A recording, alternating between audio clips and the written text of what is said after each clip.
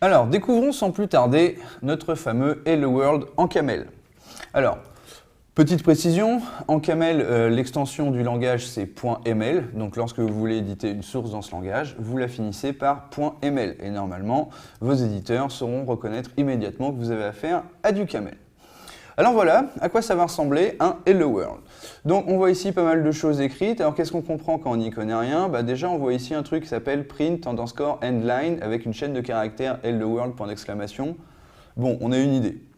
Après ici, vous voyez, il y a une espèce de let main avec deux parenthèses et en dessous des parenthèses des let main. Bon, ça c'est un petit peu compliqué, on va essayer de comprendre ensemble.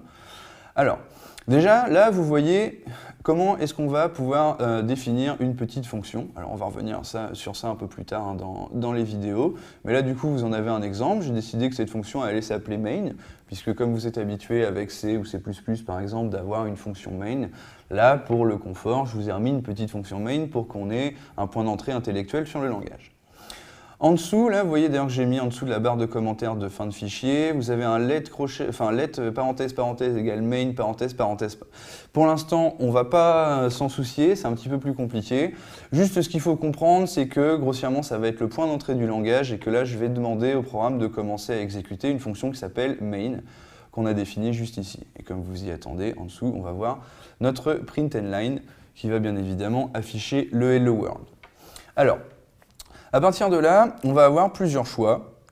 On pourrait soit interpréter ce programme, soit le compiler vers du bytecode, soit le compiler vers du code natif. Alors, pour l'exemple, moi je vais le compiler en code natif parce que je pense que c'est le compilateur qu'on va le plus utiliser. Je vais vous montrer rapidement les deux autres.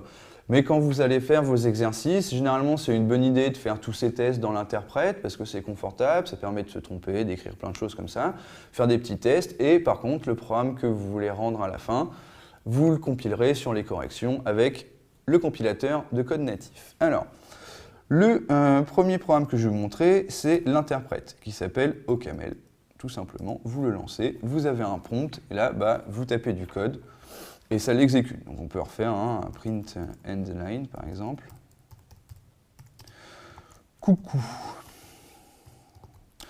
Alors, une remarque importante, dans l'interprète, pour terminer une ligne, vous allez utiliser un symbole spécial qui est double point virgule. Si vous avez fait le projet Abstract VM de C++, vous vous demandiez peut-être pourquoi il y avait double point virgule qui traînait. En fait, c'était en référence à ça. C'est pour ça que je l'avais mis dans le petit projet. Bref, quand vous avez terminé votre ligne, vous écrivez double point virgule, vous appuyez sur Entrée, et là, l'interprète va exécuter votre commande. Donc en particulier, ici on voit le print endline qui a eu lieu, on nous a affiché coucou.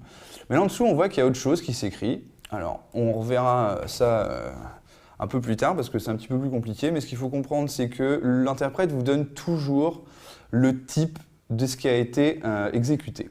Alors, je dirais qu'on le verra un petit peu plus tard, parce que là, le type unit et cette valeur-là, je vais vous l'expliquer dans une vidéo un peu plus tard.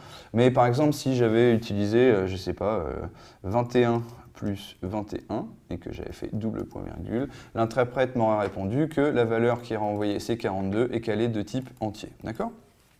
Donc on a toujours une réponse de l'interprète et ça c'est très très pratique quand on code, qu'on débug, qu'on est en train de tester, on fait son petit programme, on teste des choses et on peut connaître directement c'est quoi le type de ce qu'on est en train de faire. Bon, ensuite, on va pouvoir utiliser également... Ah, ça c'est dommage. J'espère que je vais pouvoir terminer la vidéo normalement. Alors, on va utiliser également, alors on va les regarder tous là, les autres compilateurs sont OCaml C et OCaml opt. OCaml C est le compilateur de bytecode, celui qui sera exécuté après par la VM qui s'appelle OCaml run, que vous voyez ici. Et le compilateur natif OCaml opt. Donc je pourrais utiliser l'un ou l'autre. Ici, on va utiliser OCaml opt directement. Il me suffit ensuite de mettre ma source. J'appuie sur Entrée. J'ai une compilation. Nous pouvons regarder la sortie. Alors, on voit qu'on a eu plusieurs fichiers de générés. Les CMI, les CMX, tout ça, on aura le temps de voir ça très en détail. Ça a un rapport avec les modules en OCaml. Donc dans la journée qui sera dédiée aux modules, on pourra voir ça tout en détail. Mais ici, on voit qu'on a un point O. Et ça, un point O, vous êtes quand même familier avec l'idée. Il n'y a pas de surprise, c'est juste un bête point O, je vous assure, il n'y a pas de piège. Et surtout ici, vous voyez un petit A.out. Donc ça aussi, vous devez être très familier avec le A.out. Et si je l'exécute, merveilleux, j'ai un Hello World. Donc voilà, Ça met fin à cette première petite vidéo où on a vu les bases totales et absolues, notre Hello World, le petit compilateur, le petit interprète, et on se retrouve dans quelques instants pour la suite des aventures.